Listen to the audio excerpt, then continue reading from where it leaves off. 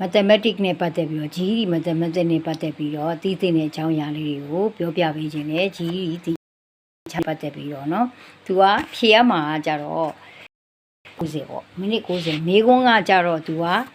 ဥစားပေါ့ quantitative က 45% နဲ့ algebraic က 55% နဲ့ပေါ့เนาะ 55% နဲ့ဖြစ်တယ်တဲ့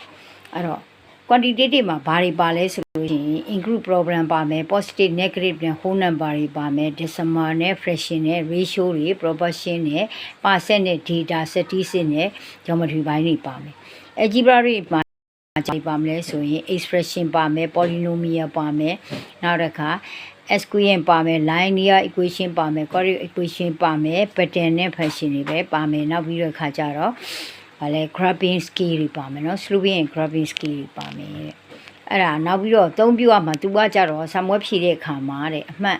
200ပေးထားမယ်145မှတ်ရင်အောင်မယ်ပေါ့เนาะအဲ့တော့ high school equivalent diploma ပေါ့အဲ့ရနောက်တစ်ခါကျတော့လိုအပ်တဲ့ပစ္စည်းတွေကဘာတွေလဲဆိုလို့ရှိရင် calculator ပေါ့နော် calculator ကတော့ GED calculator TI 30 XS multi-view ဆိုပြီး scientific calculator ကိုအသုံးပြုလို့ရတယ်အဲ့ဒါကတော့သူကဖြည့်တဲ့အခါမှာကွန်ပျူတာမှာပဲပေါ်လာလိမ့်မယ်ဒါပေမဲ့ကိုလည်းလေ့ကျင့်တဲ့အခါမှာဖုန်းထဲမှာလေ့ကျင့်လို့ရတယ်ပထမquestion 5ခုကကြတော့သူကဘာလုပ်ရမလဲဆိုရင် use calculator နဲ့အသုံးကျန်တာကကြတော့မိနစ်90ထဲမှာကျန်တဲ့ပုတ်တွေကတော့ဒီတိုင်းပဲဖြည့်ရမှာဖြစ်တယ်เนาะအဲ့ဒီမှာကသူကဖြည့်ရမှာဖြစ်เนาะအဲ့တော့အဲ့ဒီအပိုင်းအထိကိုနားလည်ပြီဆိုလို့ရှိရင်နောက်တစ်ပိုင်းဆက်ပြောမယ်เนาะ